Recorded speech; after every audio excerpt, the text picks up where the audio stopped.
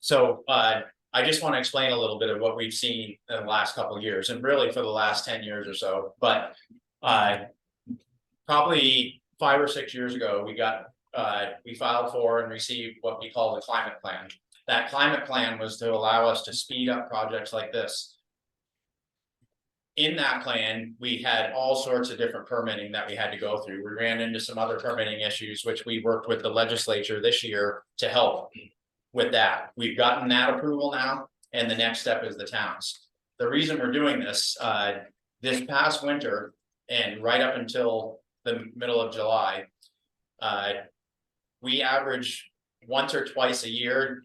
In the last 4, we didn't have any for 4 years, what we call major storms. A major storm is when you have a certain amount of damage, a certain amount of customers affected, and the duration of time they're out. We've had 5 major storms since December 16th. So we have been seeing the weather getting worse and worse. And this past winter and now into spring has been kind of the straw that broke the camel's back. So we do have much more focus on trying to get around any obstacles to doing more underground, doing more storm hardening, things like that. The storm we had March 16th of this year, just to give everyone an idea of how extreme that was. We had the National Weather Service do what we call a quantitative precipitation forecast, and then what they actually got. If you took all the snow and melted it down, we had over 5.5 inches. If that had been rain, we were into a flooding event like we just saw. So we have those types of extremes in the winter too, and that's why we're trying to act so fast. If that had been 25 degrees, we wouldn't have seen an outage. But every storm we had last winter was around 33 degrees. And when that happens and you have 5.5 inches of total precip, you end up with over 4 feet in Wardsboro. You end up with Jamaica, Pikes Falls Road is where we measure that, but areas like that, and that's what's leading us to really try to do things faster and faster. The Harris Hill project was something that the district, which, you know, we empower our districts to see things and fix them. The district had identified that small project, but we also have to prioritize customer work, storm work, things like that. What we're talking about today is a much bigger program throughout the state to attack the worst areas first that experience the worst of the weather. If you drove over to Route 30 from literally Dummerston to Jamaica right now, you will see contract crews rebuilding that line, storm hardened as we speak. The line that feeds from Townsend to Eastover, you'll see crews working on that as we speak. So we're literally, as soon as we get permission, we're trying to bring these projects to bear, put them out to bid to contractors that aren't chasing the customer work and everything every day to try to get them done even quicker. But I just wanted to talk a little bit of what we've been seeing for weather and why we originally asked for the bigger blanket, so that we could, as soon as we had things ready to go, we could do them and put them out to bid to get them done. I have a question. So how much buried conduit have you done in town? Because you've been in there for a month, maybe, is that correct? Correct me if I'm wrong. Probably about 3 weeks. We've been in there. How many? The first section they started working on was an overhead section. Okay. They've been hitting quite a bit of ledge, so we're even looking to do the section we were going to do overhead. We're actually going to try to do underground because the roads we know have a lot of fill. So we actually just had the excavator delivered today. So if you ask us this in 2 or 3 weeks, we'll have a much better answer for you. But they haven't been working on the underground portion. They've been working on the small portion of overhead that we had on that project. We have done underground with this new not new, but new. We've been using more and more cable and conduit all over the state of Vermont. We've vibrating plowed some in. We've open trench some in, we've core bored some in. So we've already done over 20 miles of this statewide. It's not new to GMP, it's newer to this area. I think that comes as kind of news to this board, because I asked that question specifically, whether it had been done in other places in Vermont. Yeah, we've done it in Danville, we've done it in Heinsberg, we've done it in East Montpelier, we've done it quite a few places. That I'm here today because I've been pushing a lot of this work, and I can probably hit a lot of the higher level stuff that maybe Tim didn't have off the top of his head. But we actually track how much underground we do. We have goals prior to this year of 20 miles a year. We're going to hit the 20 miles this year by the end of the year. And that's before we even really have tried to step on the pedal even more and get more done as quickly as we can. In other words, these storms aren't going to delay. You know, we're tracking a hurricane right now that hopefully it stays just off the coast, but whether it's a hurricane, a severe rain event, gradient wind events, which we get starting probably about mid-October, and we're going to get more of those because the more moisture and the warmer the air, the stronger the storm gets against a high pressure system, more wind. We get those in mid elevation areas, really that area in Eastover.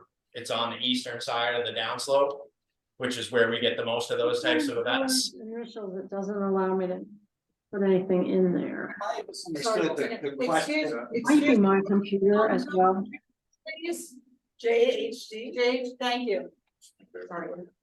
So I apologize if that's a miscommunication for me when we were having that discussion. I thought we were talking about, we were trying to relate it to the local projects, and I think the case I've been making is that Vermont Power does a lot of this in more urban areas, but we didn't have very many local projects to share with you. We had Sawdust Alley, a couple other things, and then sort of the Harris Road project sort of came out of the conversation, so. And are the other projects in Vermont both with paved roads and dirt roads? We haven't done, if we do paved roads, we've been trying to go in the shoulder where we don't affect the pavement here, and that's the same thing we've been talking about in this area too. We continue to learn from this, doing it in an extreme rural area is for a long 5 miles versus, a quarter mile, half mile, 1 mile section is new. We've been talking about doing it for 3 to 4 years now. And now we want to start implementing it because, especially in these extreme rural areas that are heavily forested with 80 to 100 foot trees. It just doesn't even make sense to build overhead unless we have to. If we can get it in the ground, we want to, because even if we cut our 25 to 30 foot right away, you still have 80 to 100 foot trees next to that where the math just doesn't work. Again, if you're solid ledge and you can't get it underground, that's a different story, but. So did I hear you correctly? You're looking more at the ditches now, the sides of the roads? Or is it still the middle of the road? I just want to make sure we. know Yes, and exactly it's all of the above. And the reason I say that, if you drive over to that area, you can see where it's just recently all washed out, right? The one place if you drive all around up there that hasn't washed out is, 5 feet into the road where we aren't at risk of that. So if we can, there's places that we are going to dig in the existing right of way where it's flat and it's easy to do. There's other places where the line is built on the side of a bank like that and you can't even do it. Those are the areas we're looking to come into the road. And then if the road has a perfectly flat area to dig off the road, we want to do that. If you drive this area, that almost doesn't exist. I don't know if, right now we're in the Townsend area, we're going to go into the Wardsboro. And if you take a ride over there, you'll see there is no shoulders. But certainly if there's a nice shoulder that's not part of a washout every time it does it. Or does it have a tree very close, so you're gonna hurt the root system? I think That's a consideration. And I think that's sort of the nature of the agreement that we had drafted to the Spartan. Our experience in the other towns was that is sort of a safe space where we're preserving the character, maintaining the character of the roads. And so we drove every inch of it again today, just again accentuating what our limitations are. Like Mike said, if we get to an area where there's not trail from trees and walls and ledge on one side and ditch on the other. So it's really, I think that's a blanket that we can say, it's a good safe spot based on the road conditions up there. Any other board questions? I'll open it. I was just gonna say, there was, and I apologize, but I thought I was reading somewhere where you were talking about going down the middle of dirt roads, but then also you're talking about 5 feet in, which isn't. Well, 5 feet in is probably 5 only feet 3 or into the 4 center, feet right? from the So center, we're so. So it's almost in the middle of the lane as opposed to in the middle of the road. Again, depending on the road, there's some places where the actual road bed that we just saw today is probably only 16 to 17 feet wide. So 5 feet, you're only off from the middle by a few feet anyway. Just try to use it as a benchmark. Just as a consistency, no less than. And I know you don't know until you start getting into it. We've looked for ground penetrating radar that would work for us, and we just haven't been able to find anything. We've gone to, we're listed with the federal government has a high-speed undergrounding program they're trying to build. We're an advisor to that, to try to explain to them what we need. They were more looking at how to locate existing undergrounds. We're saying, no, we need like a ground penetrating radar that can say, put it here. Right now, we think we can see where it's good, and we're going to try to dig that and put the road bed back together as the way it was. And that's a much better option when you see some of these areas as compared to building it back overhead. Some of these areas, we're talking about lines that go from the substation out to the customers 15 miles. Through a national forest with 80-foot trees everywhere, so that's why we're trying to do it this way. Because for one, we figured out how to do this style underground for a comparable cost to the overhead rebuild. So why not do it underground if we can?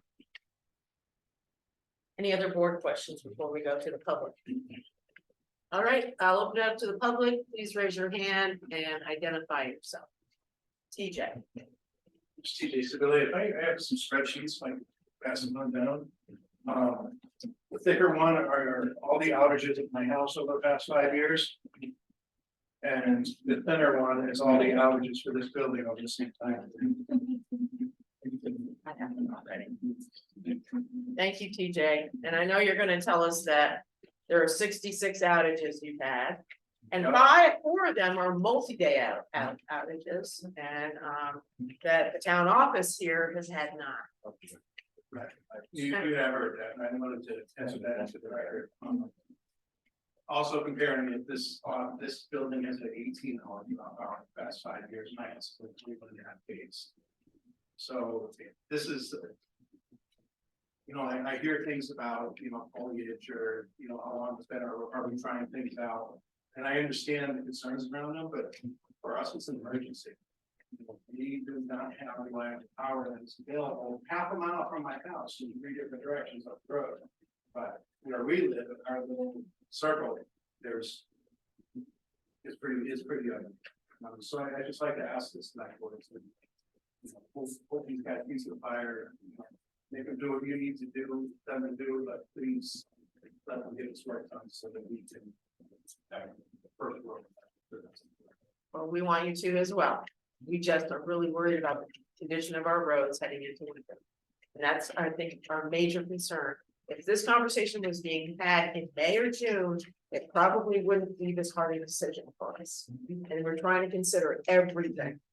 Paved roads, it won't have pavement on them, may have, pavement and a dirt ditch through the middle in the winter. That's a problem for multi reasons, for erosion, and it could be a problem. So that's why we are holding October 31st as a hard off the site. Put it together, we have to make it work.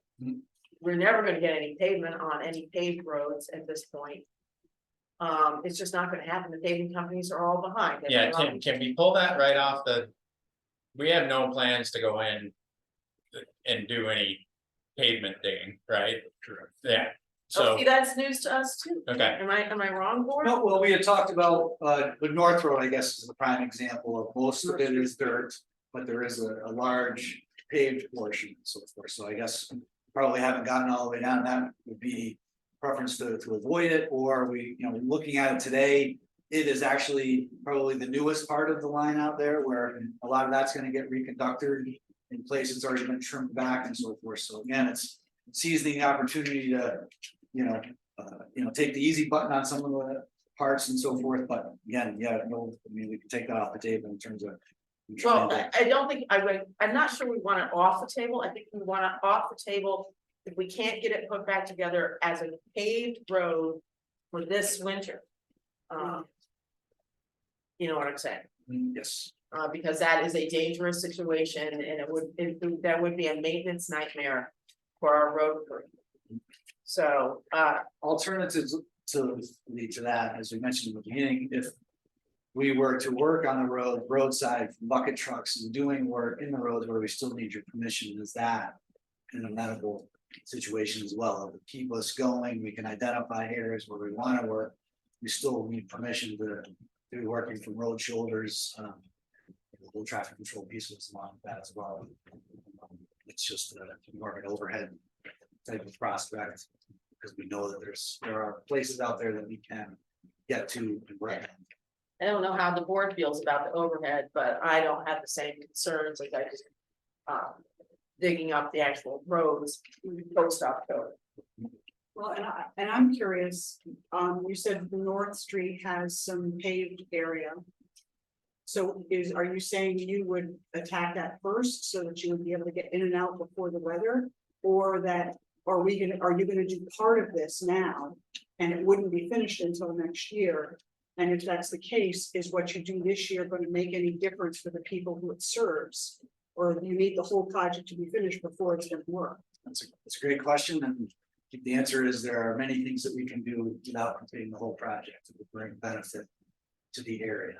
So there's, the first thing, at the end of Robbins Road, where we have 2 circuits that have come together, so we already have a job design to tie the circuits together, so some of the load from that end of the VH4A, sort of the Goose City end will be,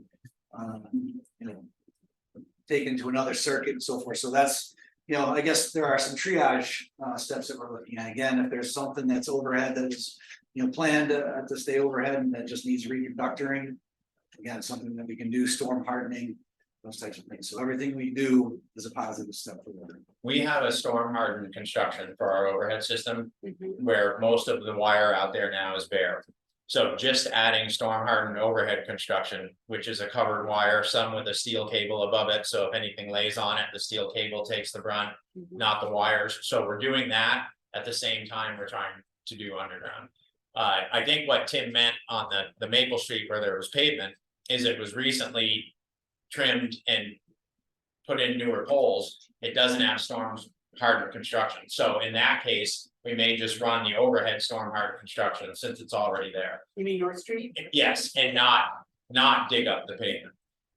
In other words, we're not looking to just go in, and I don't want to be dealing with roads as a Green Mountain Power any more than any of you want to be dealing with roads. We want to put them back together as they were and get out of there and keep the lights on. So the end of October, completely understand once it starts snowing and everything like that. But like Tim said, we're going to continue to work. There's off-road sections that we have the existing right of way there now that we can put underground right where it is, but those eventually cross roads. So if we need a pole in a road, we don't want to wait till spring to do, you see what I'm saying? So there's a lot going, and that's why Tim and I on the way over here, we discussed, instead of a blanket, we could come to the road people and show them what we want to do and work that way, which is how we're working with other towns too. Just getting the select board on board to the bigger plan and then work with the road people in terms of where things actually go and what the plan is there.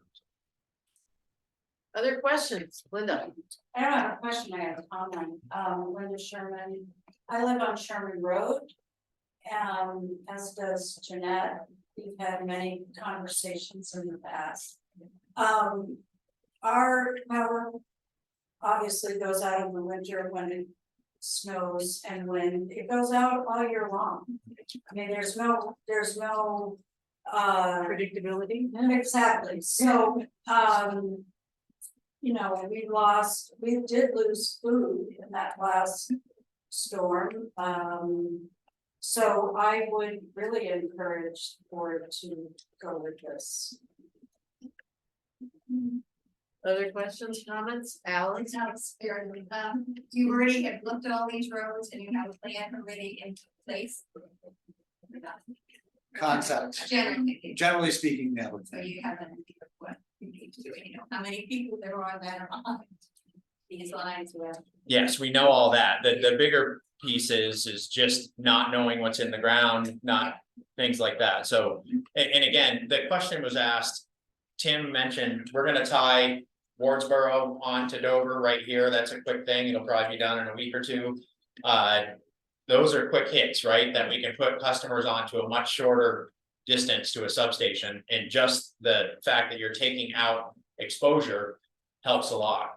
But I want to make sure it's not missed that even outside of those projects, right now, we're rebuilding the mainline feeders along Route 30. Those are the substations that feed up into this area, and eventually Dover will too. And then we're also doing that project from the dam road all the way up into Wardsboro. Just that main line staying on is probably going to eliminate out of those 67 outages, half of them. So that project is going right now, and that will really help improve things there. We're talking about getting out to the ends of here where we also want to bury the last, a line that may feed 10 customers. But we want to keep the whole line on first. Because that's 372 customers. So yes, we're doing things outside of what we're talking about in here that are already going to help, but we want to continue to do more. Good question.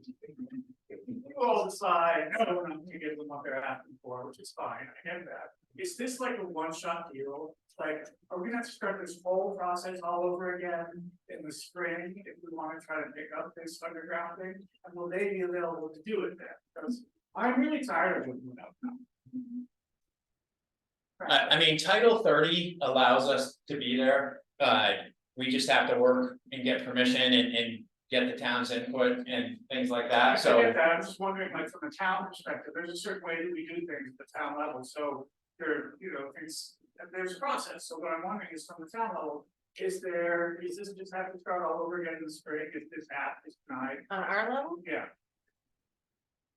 our biggest concern, at least, my biggest concern, living in Eastover as you do, Robert, is the roads in the winter. I mean, the dirt roads, the paved roads. Now I'm hearing the paved roads probably won't be dug up at this point. At least not down the middle, because that would be a disaster.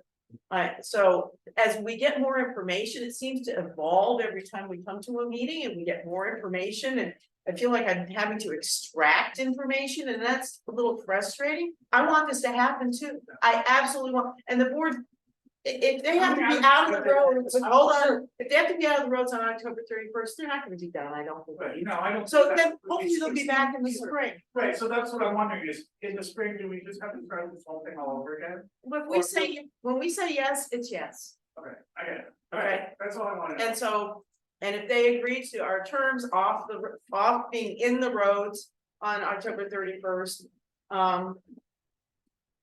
things like that, then yes. Okay. Joe. I call a vote to this. I understand totally that I have a lot of Eastover residents here. And all I want to do is have some sort of agreement that anything you do to roads, that you confer with our road commissioner. If he says it's okay, that it's not gonna wreck the roads, and Travis like, oh, great, now I have this. But he's really the one, and he's fine with it. I'm calling a vote that we give you the permission to do what you need to do reasonably to make this happen. So whatever I have to say or do, I'm done Do you discussing. want any other considerations on the contract? This is your time, Yeah, Joe. this stuff, you guys can add it. I'm just saying, I wanna call this. This is getting old, ridiculous. I feel more comfortable listening to you. Again, I've done some research on my own. And there's no one in this room that is against it. Unless you wanna say that you're against it, then raise your hand now, because I'm done with it. It has to happen, bottom line. Okay, So thank you. okay, I'll get him, but I wanna get, First thing is putting it in the existing right of way, the existing power line still on the table. Yes. Yes. Okay. Is that will take it right from where the pavement ends in North Street to behind my house. Maybe one overhead there, underground, all the way up where the data meets. That would be awesome. Second thing is, are we gonna get Fidium consolidated? On board, with getting the communications in the ground at the same time? So we're actually talking to, so yes, Consolidated has agreed to have somebody there putting in conduits wherever we're able to go underground. We also are going to put a spare conduit in. We're working with the Vermont Community Broadband Board to fund another conduit for communications, just to make sure. We're trying to do what's known in the industry as dig once. So we're trying to make that happen. Again, this is fairly new. We're not, but that's the plan, is to have things in the ground so that anyone wants to go there can go there. Chris on Zoom.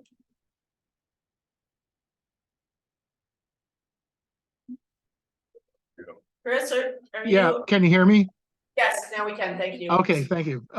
Yeah, this is a very interesting meeting.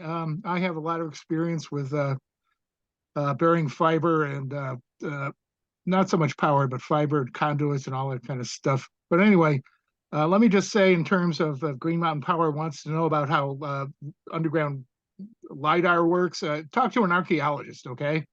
You don't need to mess with the federal government. They don't know shit. Sorry. I've seen this work. You have in the 20, 30 miles, no problem, power, fiber, whatever. And it's correct. You should go ahead with this. And the thing is, you need to know enough to ask the right questions, especially the road people here, Travis, everybody like that needs to do some homework and find out what's going to happen. And other than that, it's definitely necessary for this project. There's no doubt about it. Thank you. Okay, yes, Just because I don't know anything about your process and how your insertion of the equipment underground goes. So say you got a half a mile of absolutely flat, straight road. Be it paved or dirt. How much of an incision do you need to make in that road to get your equipment underground? I mean, how wide is this ditch? I didn't measure the actual bucket, I think it's probably either 18 or 24. In this particular area where we're starting, we actually have to put 5 conduits in the ground, 3 for power because there's 3 phase there now, and then we're doing 2 for communication. So it needs to be big enough to take all of those, but we're not talking about you know, barring hitting a bunch of boulders that you have to take out of the ground. It's hard to say. Bucket width is either 18 or 24. We could actually measure it on the way home. The machine is there now. And what's your rate of installation? You know, I actually, again, it all depends on the digging. If it's good digging, they'll move pretty fast. The vibrating plow that we did it in as a pilot project in Heinsberg, they did 2,500 feet, 40 minutes. But I don't think this digging is like that, right? So, there's gonna be a lot of ledge. yeah, and our plan now is to we have to pop up overhead to get even though in our permitting, riparian areas, stream crossings, things like that, we can't dig through there, so we do have to pop up and go back down. And if we hit an area where the bucket can't get below 6 to 8 inches, then we're gonna have to go overhead there. But we're going to use everything we have. We're going to use existing right of way that we have out there now. But if you drive this area, like I said, when they built this line, they didn't have the equipment we have today. So we can't get mechanical means to a lot of this. Unless we build a road out where that is. Well, we don't want to build a road out where there's no road. There's already an existing road. But if it's a flat area on the existing right of way, we're absolutely looking to take advantage of that flat area and leave the roads alone. But that's, you know, some of the reasons we can't answer is the geology out here is different than what we're looking at here right now. I think the nature of our ask too, and that's Bill's point, you know, I think our agreement really hinges on the road superintendent being that arbiter in the field, and so that's how. But he also has another job. He does. He's I not think it's set on your payroll. But it's more of a, it's as we progress in the project and we see an expansive project, it's really just touching base as we get the Harris Road project. The other day is having a field meeting saying, here's where we're at, here are the obstacles we see, and I think as we scripted it, if there's culverts or whatever, that we have a plan, you know, for that. And we also always have avoidance, as Mike said as well. So I think our ask is broad in nature in terms of, we don't know to the nth degree every single location, but in concept, I think that we have sort of a sound approach here. So I apologize if it, you know, feels like, you know, some of the information comes out a little bit more every time, but I think just sort of the nature of the questions and the nature of our ask, I think just sort of lends itself to some more questions. And we're happy to be here and just continue. A normal overhead project, we stake out the locations, we turn it into you can go look at the stakes. That's just not what we're doing here. It's not what we want to do, because again, we could, even though it would be storm hardened, we'd still have 80 and 100 foot thickly forested areas. So if we can go underground and just take out the hazard, that's the plan. Chris, do you have another question? Yes, I do. Can you hear me? Yes. Okay, I'm just saying, Green Mountain Power, I'm certainly, they're aware, and I'm sure they're gonna follow it. There are engineering standards for exactly this type of work, and they've been tested and approved for over the years for exactly this type of project. And I'm sure they're gonna follow them, okay? I'm absolutely sure they will. But let me just say that is a proven technology, and it does work. It just has to be planned out and implemented in the correct manner. That's all. Thank you. Thank you. And I don't know how the rest of, I agree. I mean, we want to have this done. I assume that what Mr. Hayes just said is what's gonna happen with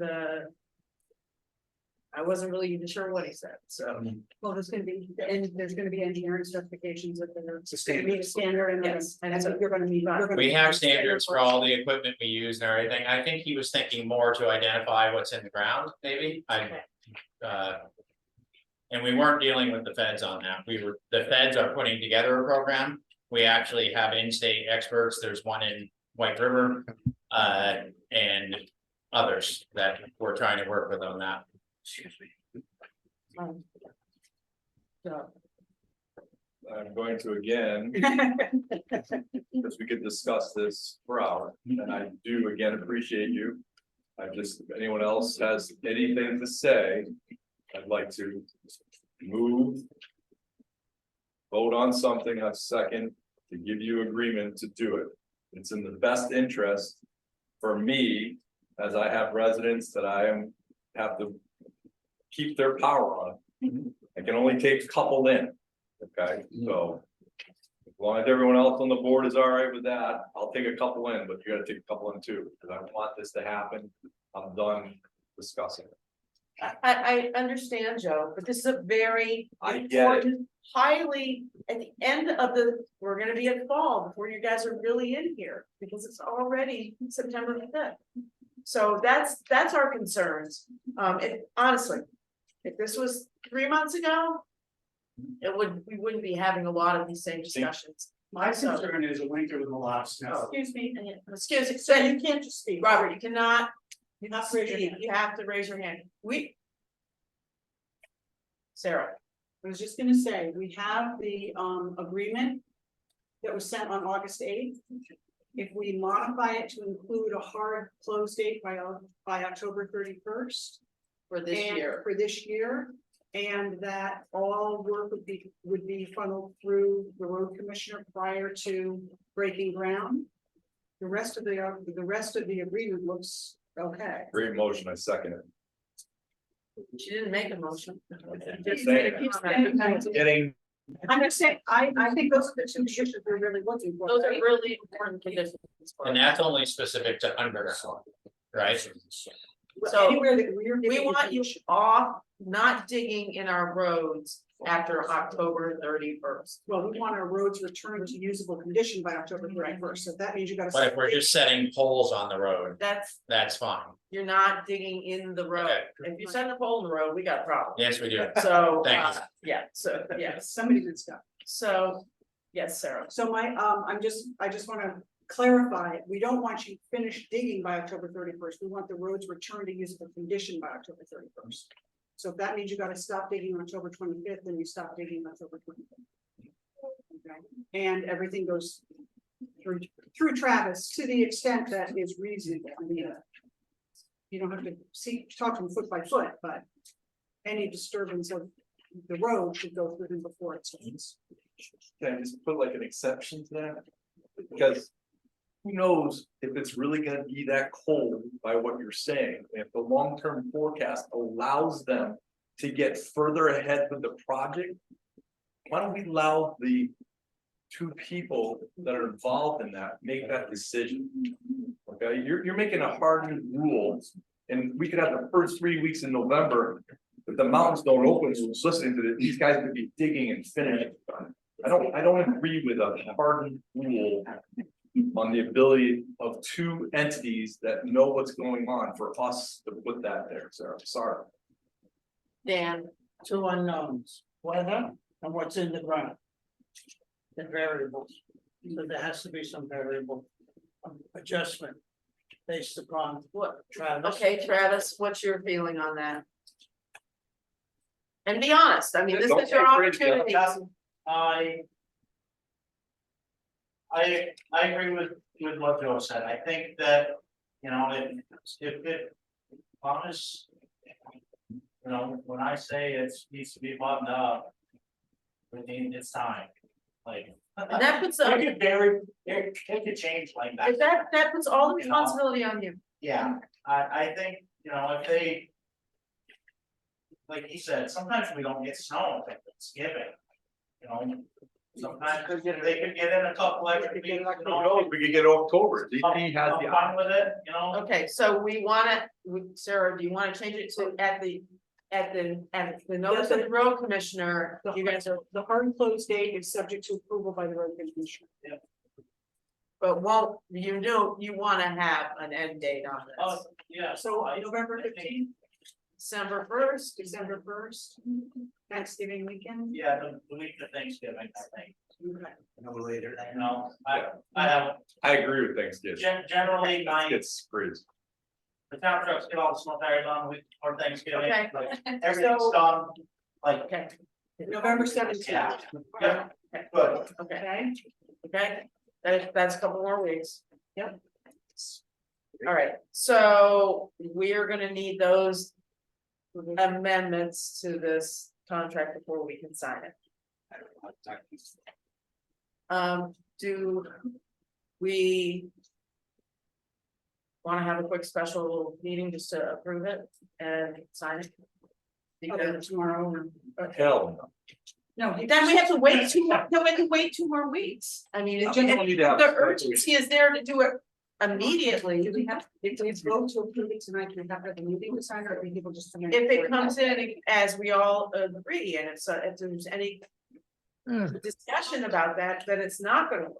Okay, can I make a suggestion? Yes. You're gonna get it to Jeanette tomorrow. Jeanette will have it right out to all of us. Cause she's that good. Cause you always are. Everybody on the board will weigh in by the end of the day and say, I'm fine with it or I'm not fine. If they're not fine with it, then we need to call a special meeting to discuss. If we're all fine with it, then we can come in at our leisure and sign it. And we can make a motion tonight that if it fits, if all of the select board is in agreement with what that agreement says. Then we will execute it tomorrow or the day after. Oh, yes, and I can't tell what everybody's schedule is, so. Fair, Jeanette, do you more than fair, thank you. frame in a motion? I agree to make a motion. Okay, so make a motion that the select board signs the agreement with the changes as discussed, meaning the road commissioner has the final say on conclusion and work that involves roads goes through the road commissioner prior to commencement. Further, that the select board will review, individual members of the select board will review the revised agreement tomorrow. And if everyone approves, we do not need to, we are authorized to sign. I'm scared, right? We Yes, got it, but- we got it. Second, If we all agree with what we get in the email, we're authorized to sign it without calling. a We special just meeting. say to Jeanette, I'll begin to sign it, Right, okay? and respond. the second. And second, any other comments? All in favor? Aye. Thank you, thank you, Thank you. thank you. Very much. Thank you for coming out. Okay, Thank you, guys. so now we're gonna move on to the assessor's office. Okay, so we're not, and I'm gonna step down off the board for the assessor's office and go sit in the audience. So Sarah, you're gonna run the meeting.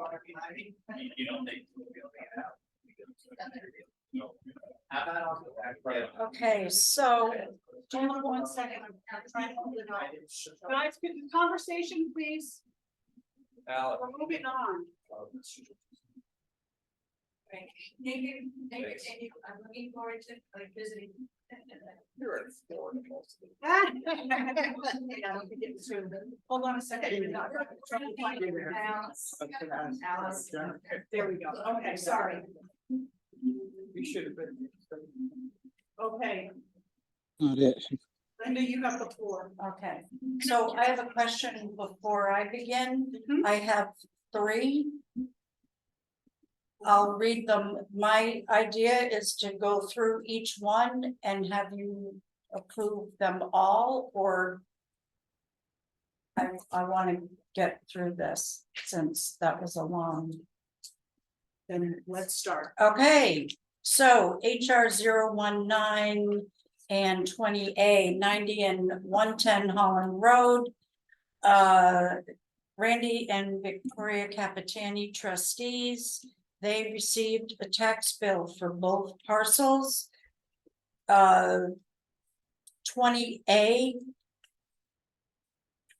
should be an inactive parcel. The one bill for 19 for 90 Holland Road was correct. At 45.04 acres, that bill was correct. I'm asking for approval. It's $2,651.89. Tax revenue lost to the town on that one. Does anyone have any questions? I have lots of questions. Go ahead. Lots of I questions. always right? ask the same questions to you, Linda. How, why, and where did it happen? Good question. So it was correct in one program and not the other. Why? I'm not really sure. I don't have an answer for that. Last year was next to impossible with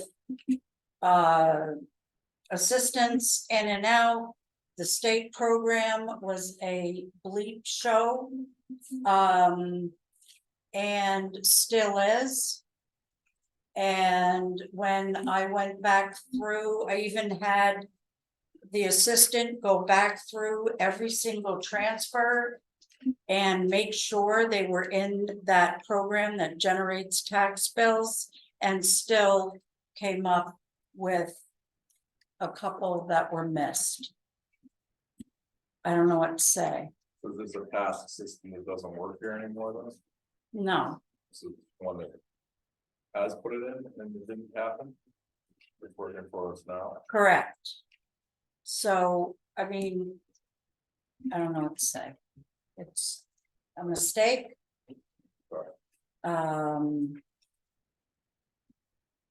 So I go on?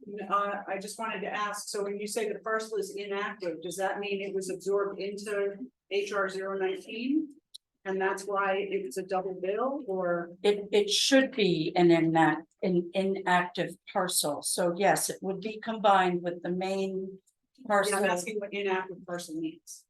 It means it doesn't generate a tax bill Because, because it's inactive. If you own 2 parcels of land, they have to be, that are contiguous by statute, I have to combine them for tax purposes only. so the 45.04 acres is the total acreage of 90 and 110? Correct. Okay, thanks, that's it. All right. Joe, did you have more questions? Oh, The Anderson? Okay, so the next item, RTO 3710 Farm Road, Michael and Julia Levesque. Basically a similar situation. They own 6 and 10 Farm Road.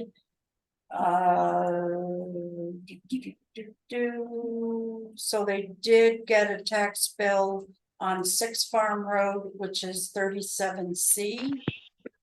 That was transferred into an LLC, so they should have been split. They were split again in one program and not the other. that's a question. You say one program and then another. So are we doing data input into two different programs? And then utilizing one to put out the tax bill? Actually, we're utilizing 3 programs at the moment. And right, so the one that actually ends up generating the tax bill. So how did you find these errors and omissions? Did the Uh, taxpayer bring it to you? The or something? taxpayer had brought it to my So attention, these taxpayers brought it to your attention. yes. So I'm asking the next question. Is there possibly more errors out here? We've already got 3 taxpayers already that have come to us in this situation. I'm just Really, asking the it's question. possible. I would hope not, but anything is possible. And how many people own properties like this that this could possibly happen to? Rough estimate. No idea, No. no idea. So Linda, you're talking about 3 different programs. Is there a point at which there's just gonna be the one? No, there'll always be 2. Going forward, there will always be 2. The state ran into. And I'm not saying it would be nice to put it off on the state. I'm not saying that that's what happened. Because I don't know. Some of the questions you guys are asking, it's really impossible for me to have an answer to. Without taking you downstairs and walking you through how it's done, And I need to take the time to do that. then. which I'm more than happy to do anytime. You can make an appointment. So when 6 Farm Road was transferred into the LLC, so it was billed in the LLC and also in the 6+10? So it was Correct. double billed again, Correct. which is same as the first. Mm-hmm.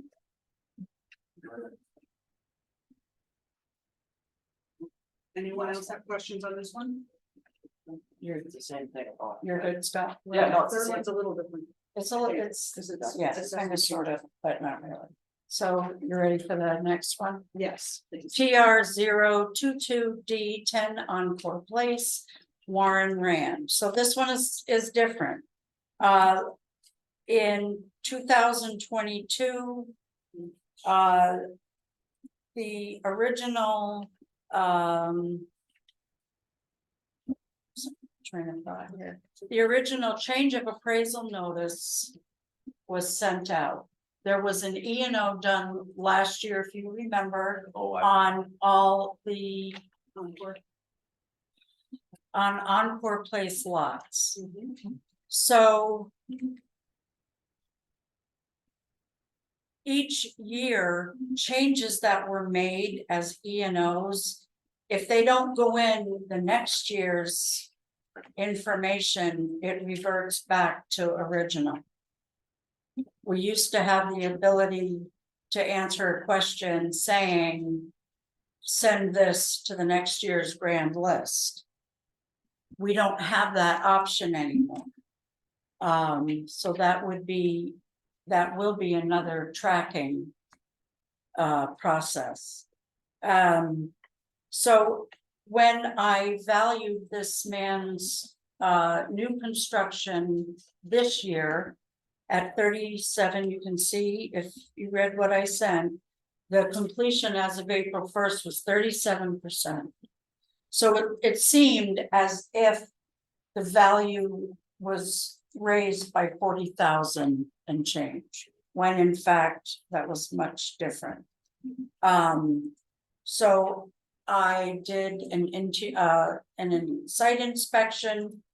I couldn't get in prior to April 1st because of construction crews that were there and mega mud. So I made a correction on the sketch as well. The new tax bill would reflect $7,400.01. Did I not get all that? So it would be revenue of $947.59. And then I totaled it, you can see, to the $9,700.01. Okay, when you say that the sketch was incorrect, did they submit building plans to the town for a permit and they're not following them? They submitted plans that were really awful, which happens. They're really hard to read. Even when I tried to blow them up. Then when I spoke with him, he gave me a different set of plans, which were much easier to deal with. And it didn't make a huge difference, but I felt that it was the right thing to do to correct the sketch at that time. No, So I'm just trying to, so you didn't get proper paperwork from an individual. You sent out this, paraphrase here quickly. You didn't get the proper sketch, you put down what you believed was correct. Right? no, I got plans. Okay. Yeah, And I actually went over there, Yep. but what I saw and what I actually drew was very different. Just this stage at where that property was at in the fall. right. Was a little different than it looked now, not because he went off his plans. It's just the way they put the, forget the name of that stuff, the siding on. Like, not Tyvek, but Type R. yeah, So what you're saying is what he gave you for sketch isn't what. The error comes from what you put on paper, not from the sketch then, that it was incorrect as the how much completion was. Trying to get, was it more his error or more your error? well, I'll take it, just because, Just tell us that you the made an error on the plans- thing. all right, I made an error on the thing. Well, that's what I'm just trying to get to. You're kind of, I'm trying to see, the other ones were errors via computer or something not getting programmed. And we're not getting an answer. On this one, it's kind of, you made an error, which is, Well, which is okay. We don't need. The other errors are mine too. It's only as, your data is only as good as who puts it in. Correct. They're both data problems. Yeah, I would just, this is aside from this, but I would just ensure that Tabby in the zoning office has the plans that match what's actually being constructed. yeah. You just mentioned it to her and let her handle that, but that, if you're. I'm maybe misunderstanding you, but that, we should make sure the town has the accurate plans on file. In the zoning. They were accurate. I just couldn't read them Okay, enough to get what I need sometimes different stuff than what zoning needs. right, okay. So my question then is, do you have, procedures you believe you could implement that would reduce or eliminate these kind of mistakes in the future? Yeah, we use them, But they didn't work, so what I'm saying is, do you have other ideas? not right at the moment. No, I don't. I would use the same procedure. There's really no other way. This, Well, then the reason why, sorry, I should go. So the reason why I ask is at the end of the day, you have two different programs. At the end, you should be able to tabulate those numbers. They're incorrect.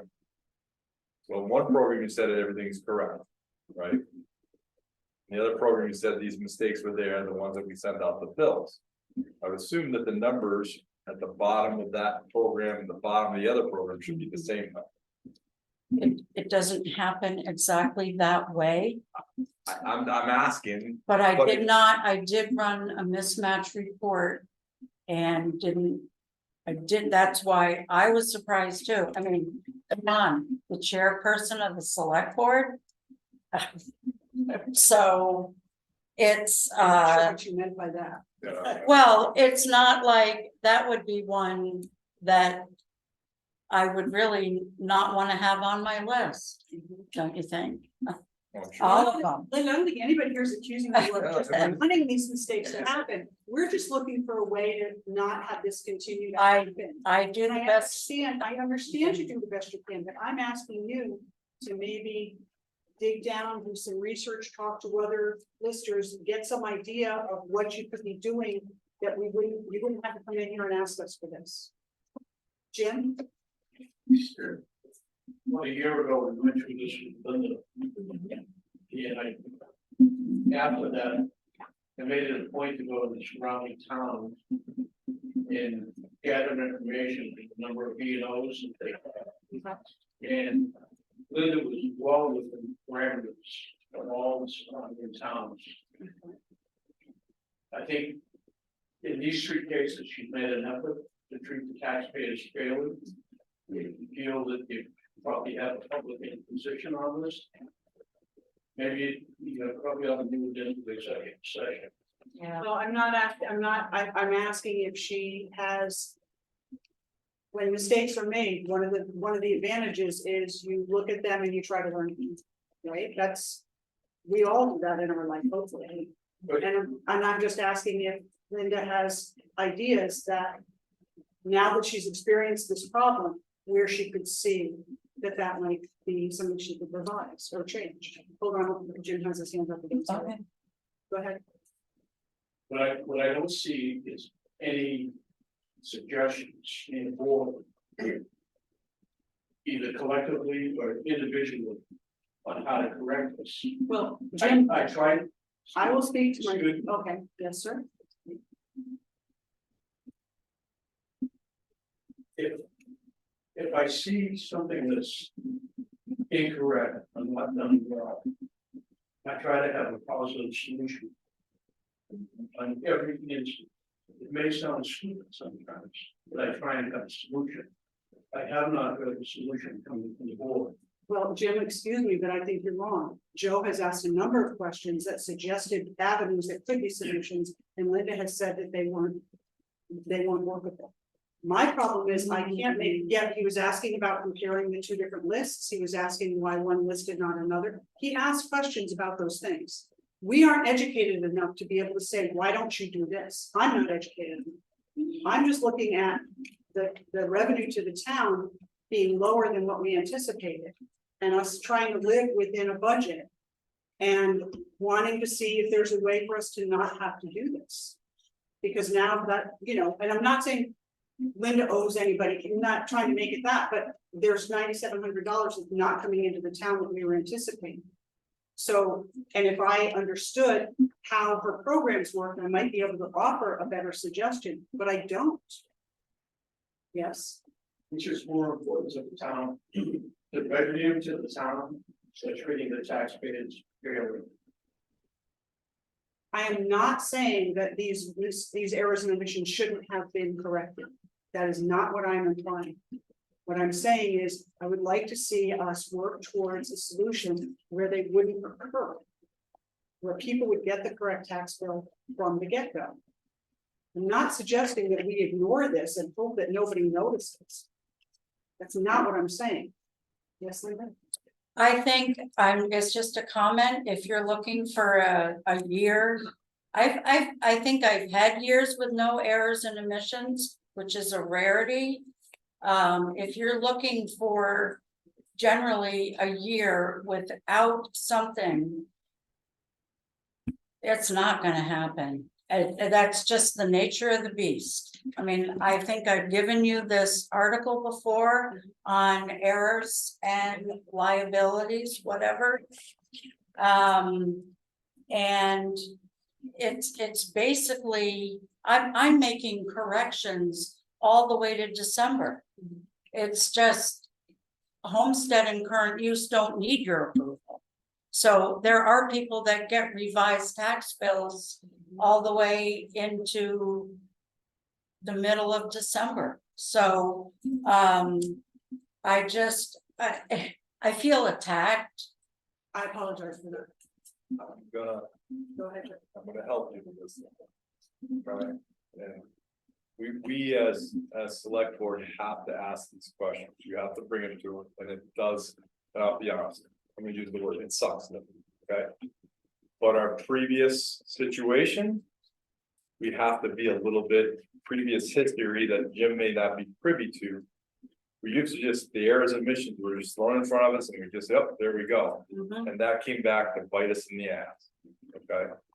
So, and you know what I'm talking about, with some other things in the office previous and when you came on board. So that's why I personally ask these questions, because I want to make sure I'm doing the best job I can for you. And yeah, it is terrible that you have to sit there and be in this position. I'm just asking, Sarah, we just want to make it so we get less. I totally appreciate Jim throwing the spear at us and us grabbing it, and he did some research, and we should, as a board, contact VLCT and ask them what percentage of errors and omissions should we be, is an acceptable thing for our assessor each year, and so that we know. And I think Jim brought up a good point, and I'm glad that he went out and looked. And I think that's something that we should do and look and see, because we're not gonna know your job. VLCT was, we reach out to as our resource, can give us that. So I feel better just with what Jim said with that. And I'm not looking, so don't feel like you're attacking them. We have to do what we're doing. It's our job. Maybe it's the way it's done. I know, I'm not doing, did you feel a little bit better after I explained it a little bit to you, that I'm asking these Not right questions? now, no. It's okay. All right, does anyone on the board have any more questions? So I'll entertain a motion to approve the errors and omissions. Second. Approve the board to sign the errors and omissions. Jan, I'm asking for, so Joe moved, Move it. Scott seconds. All in favor? Aye, so it's 4-0-1, is Vicky's abstaining. Oh, okay. I guess that's different. Okay, thank you, Linda. Thank you. Can I use your Okay, now we're gonna move on to some more highway fun with Travis and the additional tree removal for the Dover Town Hall property.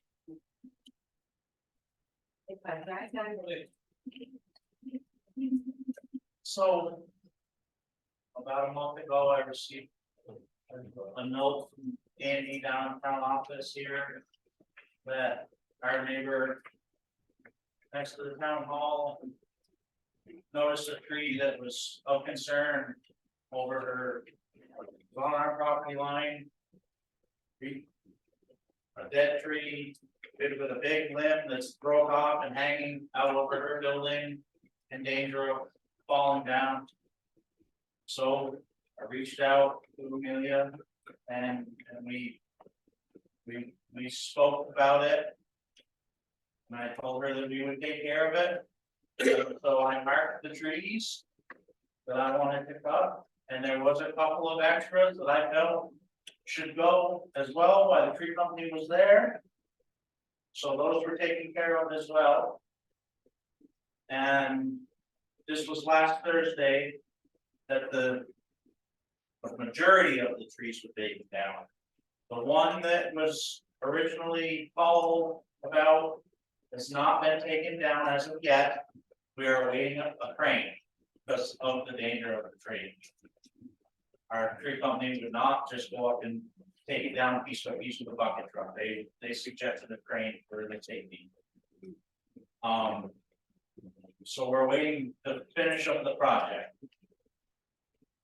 As soon as our project had started Thursday morning, Amelia had approached our tree company with concerns about cutting more trees. And so I immediately, the tree company contacted me, I came over. I met with Amelia, we had discussed about possibly taking out maybe the whole thing, maybe just a few, but I had done what I could do at that point in time to remedy the situation. I had made it pretty clear to her it was time to reach out to the board. Call Jeanette, get on the agenda for Tuesday night, there's a meeting Tuesday night, coming right up. let's talk to the board and see what they wanna do, because I had did what I could with what funding I could do with at that time. And so I came in this morning and drove by, and all the underbrush and everything had been cut on the town's property.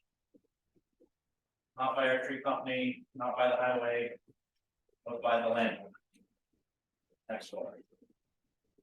So I had reached out to the tree company to confirm. I reached out to Amelia and told her that I was pretty upset that she had gone and cut the trees prior to our meeting here. You know, we were to wait for approval, not just go ahead and do what we had talked about, you know, it was. So here we are. I still, you know, I still think the board should finish through with what I had originally done. That tree that's in danger, 100% needs to come down. That is no ifs, ands, or buts. And But I visited with Travis this morning. as far as any of that, you know, if you guys want to proceed and do more, that's fine. If you don't, and you want to say, you know, I've already got $6,500 into this job. The warrant is in. It's also- Oh, yeah, So So. Yes, yes. Do you, so. I wanna understand the nature of your objection to the cutting on town land was it stuff you felt should not have been cut, or just you were a little put out by someone was making just- that proactive I choice? was put out because I was under the impression that, you know, we had talked and we weren't gonna do anything else until we talked to the board. And I also was a little confused because, you know, her approach to me was, these trees are all of danger, they're not safe, they're not, you know, they should be taken down. But yet she spent all weekend working in, under, and amongst them on our property, so. You know. That's where I'm at. Yes. Yes, the owner of the property, my name is Caledonia And I would like to first thank Travis for all the work that has been done so far. But I'd like to apologize for going ahead and cleaning the brush. That was based on misunderstanding on my part. And misinterpretation on my part. When we talked on Thursday on location, my partner was there as well, and we talked about what other trees should come out, and pretty much agreed that most of the trees were in that shape. And possibly causing damage to my property. My misunderstanding was that the big trees needed to be discussed by the board, but then the small trees, the small underbrush, as you pointed out, and the small trees, which were mostly maples, was not. I just ask a question, so you're cutting trees down on town property? Yes. Okay, so Travis said it was okay for you to cut down trees on town property? It was my understanding that. I don't, first of all, ma'am, as you discussed this, I'm sorry to cut in here. I don't believe Travis would allow someone to cut down trees on their own on town property. That wouldn't be something that have you ever told someone to cut down a tree on town property? No. Okay. And I just wanna make I sure. gladly would have had my crew take the brush I out. just wanna make We sure. have tippers, we have weeds to do everything. I just wanna make sure you can go ahead. I just wanna make sure Travis is not allowing people to cut down land on our property. If you would continue, if you have more to say about it. So you misunderstood, you thought it was okay to cut town underbrush. And that wasn't the case, and now the underbrush has been cut, it's sitting there in a big pile. Right. The tree that is going to be taken down, the large ash tree, which is 90% dead, is gonna be taken down. It is what it is. The maple that is the other big tree is in very good shape. And there was one limb that Travis is gonna see if they can take that dead limb down. the rest of the tree is in outstanding shape. And I don't think that we wanna cut every single tree between the town hall and your house. That town hall's used for functions, I mean, I'm not sure you want every single tree, the shade is important. And that's the town's maple, that is the, and that again, would cost the town a fair amount of money to take that big maple down. And there's no reason if it's not a sick, dying maple, and it is not. The other trees are all smaller. And they're of no danger as far as I can tell, and Travis and I looked at them pretty heavily today. Sarah. And I would just like to say, I mean, it's water over the bridge at this point, but if you were to get injured on town land doing something like that, there's a serious liability issue I believe we would be confronted with. And so that's another reason not to do work on a town land. And Travis wouldn't give permission for someone to go and do work on town land, probably primarily for that. Is there a difference between getting insured on town property and sleeping on a piece of ice? I don't know, but going out with a brush cutter on town land. And then particularly if there's a confusion about whether you have permission or not, that becomes. Let's just say, sometimes you can't avoid slipping on an ice, you can avoid taking power tools out in the woods and cutting. That's an avoidable situation, sometimes ice isn't always avoidable. But I would just suggest, say, going forward, that this conversation is making it, I think, abundantly clear that any cutting or work done on our town land should be done by Travis or his crew. Yes. Understood. I think that, yeah. The maple, the question has been dropping dead branches out for years. And it has been just when I put that down there with my barn, made it hold the roots apart. So I disagree on the maple. The rest of the trees are not quite such small trees. There are some rather large poplars, maples, and ash. They're very tall and they're right up next to the power line. I mean, they are touching the power line. One of the trees is standing right next to the utility. So I don't see how that is okay. So maybe you need to call Green Mountain Power. They were just here, but they're the people who, if it's interfering with your power lines, they're the people to call. And they will come, and it's their job to trim trees that they feel are in danger of creating outages and are dangerous. So I would suggest calling Green Mountain Power about those concerns. They took a very large maple out of my yard, it took 2 days to remove. And they came and it took a while for them to come, but when they did, I had a crew in my yard for 2 days to take down this very large maple that was leaning towards the power lines, wasn't even in contact. So they are proactive about that. It's much easier for them to cut down a tree before it's taken out of power line. Okay, I understand that. So I think that we have a little bit of a different opinion on the nature of the neighborhood, whether the neighborhood is safe or not. The guys are coming out from the tree services, and then one part of their job is usually to determine if trees are dangerous. He gave me an assessment for that tree that day, Mhm. before I spoke. He said that tree could stay. He said it's, there are some dead limbs on it, but it's not in danger at all, so to speak. You can ask another tree company, but that was his opinion. That's what he does. Yes.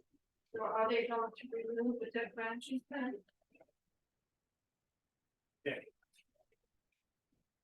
If when they're there and the crane is, if he's there with the bucket truck and if it's not gonna cost the town anymore, I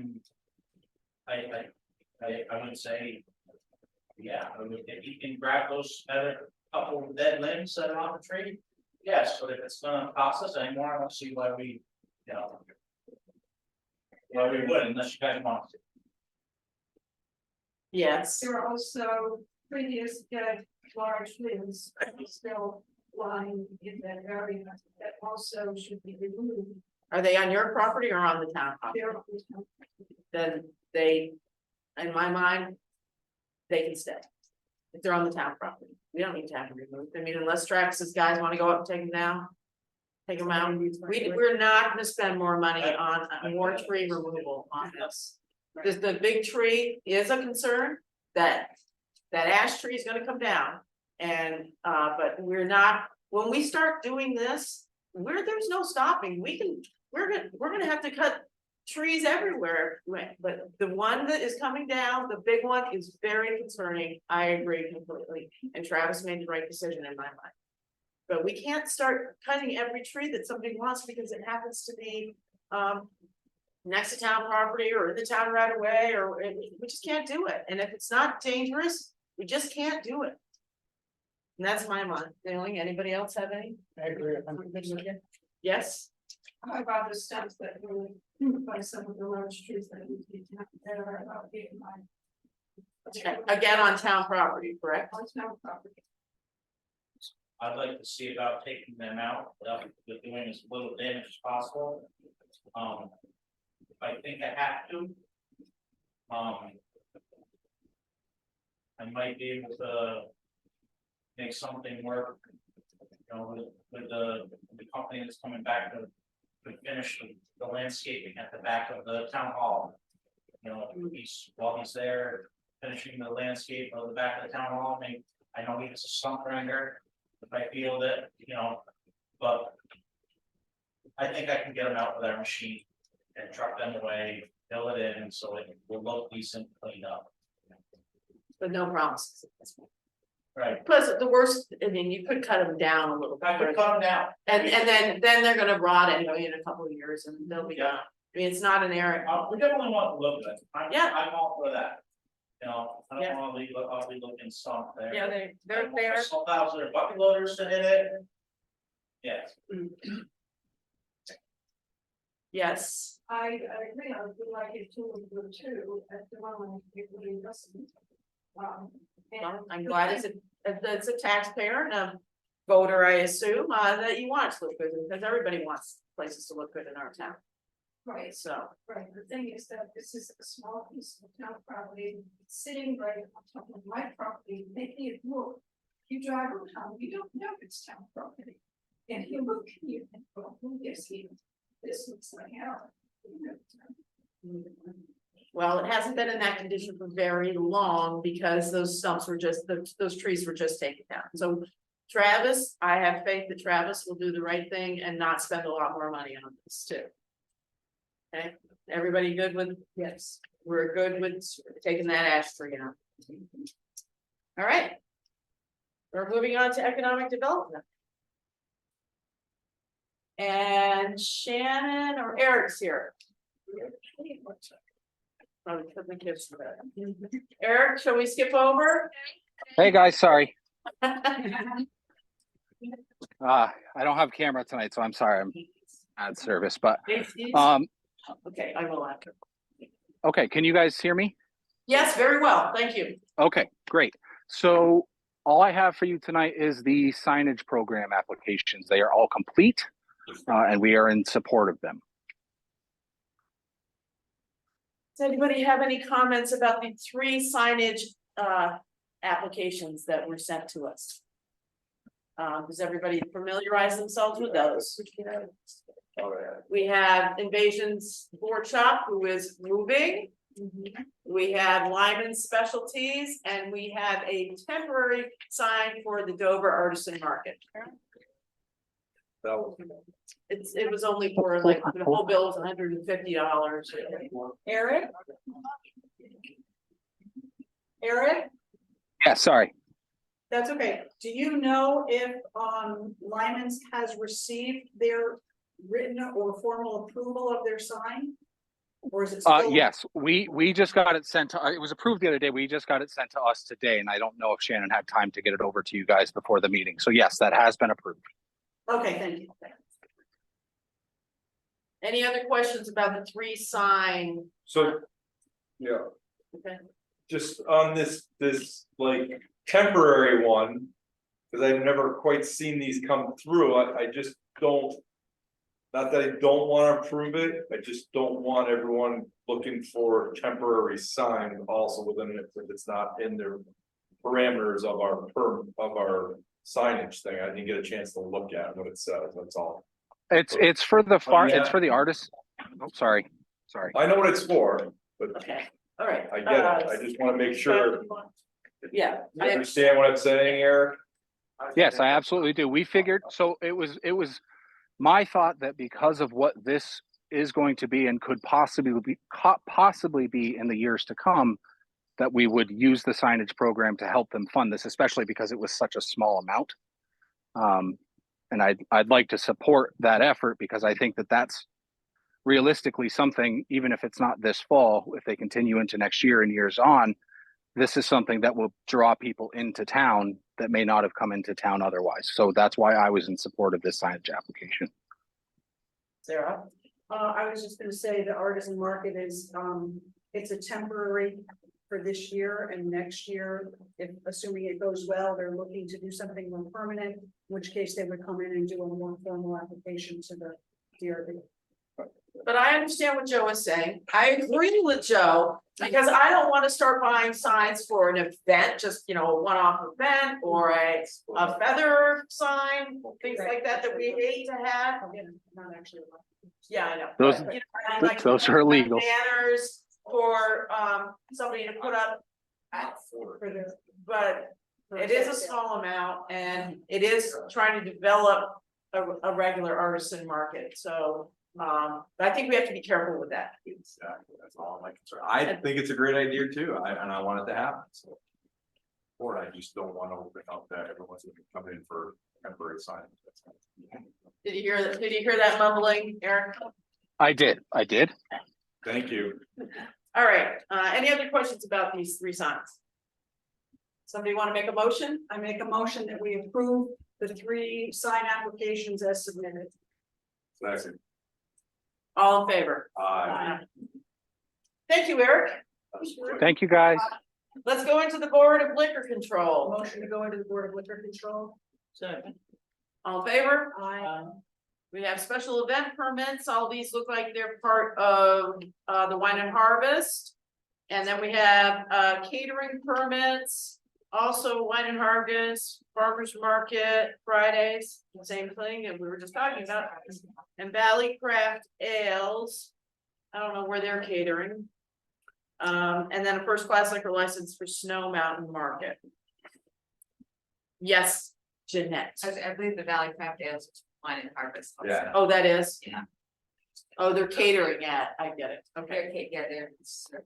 So can we do all these in one big thing? I think we should. Okay, So, I make a motion that we approve the following special event permits. Smuggler Distillery LLC, Caledonia Spirits Inc, Bakersfield LLC, Vermont Distillers Inc, St. John's Distillery, Saxton's River Distillery LLC, Snow Farm Winery LLC, Northbranch Vineyards LLC. And we further approve requests for catering permits for Deerfield Beverage Concepts LLC for the Wine and Harvest Festival and Deerfield Beverage Concepts LLC for the farmers markets on Friday, September 8th to October 22nd. And Valley Ales LLC and a first class license for A Nice LLC DBA Snow Mountain Market. any discussion? All in favor? All right. And motion to move out of? Motion out of liquor control. All in favor? All right. Okay, we have the consent agenda, which are first the minutes of August 15th. Motion to approve the minutes of August 15th. Any error corrections or anything? All in favor? Then we have the warrants of August 19th for $226,286.38. And September 2nd of $169,094.50. So moved. Second. All in favor? Aye. FY. Oh, JHD, can you identify yourself so we can put your name on the minutes? Hello, JHD?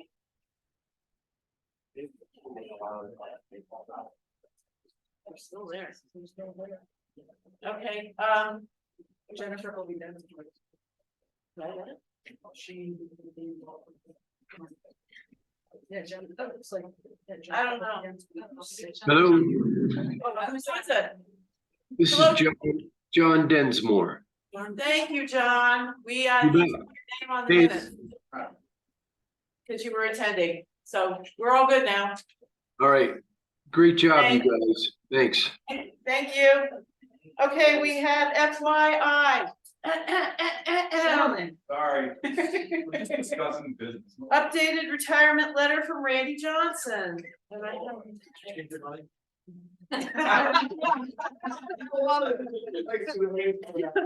Mike is looking at us. All right, here is the updated as of August 29th. The newest update from Randy Johnson about his retirement. On December 5, 2022, I gave my notice of the intent to retire from the police department on December 31st. As time has passed, it has become clearer to picture and finalizing things for my retirement. I've decided that December 23rd will be my actual retirement day. Thank you for your support. Thank you, Randy, for letting us know. thank you. Thank you, Mike says, yes. What a nice guy. Merry Christmas. Thank you, Randy. Staying on call. That's like 7 days more of retirement. What am I? What's it on Christmas, the big business? I want to get a check before I can retire and tax people. No screwing things up. Well, that happened. don't need to know that. We don't need to have this. The planning commission is gonna meet September 11th at 6:30 PM. Trails and Rec Committee is gonna meet September 12th at 6:30 PM. Open mics return on September 13th, the Dover Town Hall at 6 PM. There's a by-town meeting for the first time in 2 months on Thursday at 8 AM, all via Zoom this time. By-town is only meeting every other month now. Okay, do we have any other announcements? Liaison reports. Any updates on anything? Executive session is needed for a police personnel issue, so I would enter a motion to go into executive session at 8:04. So. Thanks, Jim, for staying for the whole meeting. Jim. Bitter end. Bitter end, Jim's here. Is Mike staying too, or is this Yeah, just you? this will take, Thank you. this will be the easiest thing you've done all. Alright, He's staying at the And John to release. Can we cut that off? Right. we don't need to come back. Yeah, I know. We always go back. And pick up. Is everyone up? Yeah. Okay, time's up. Okay. Okay. No, No. no.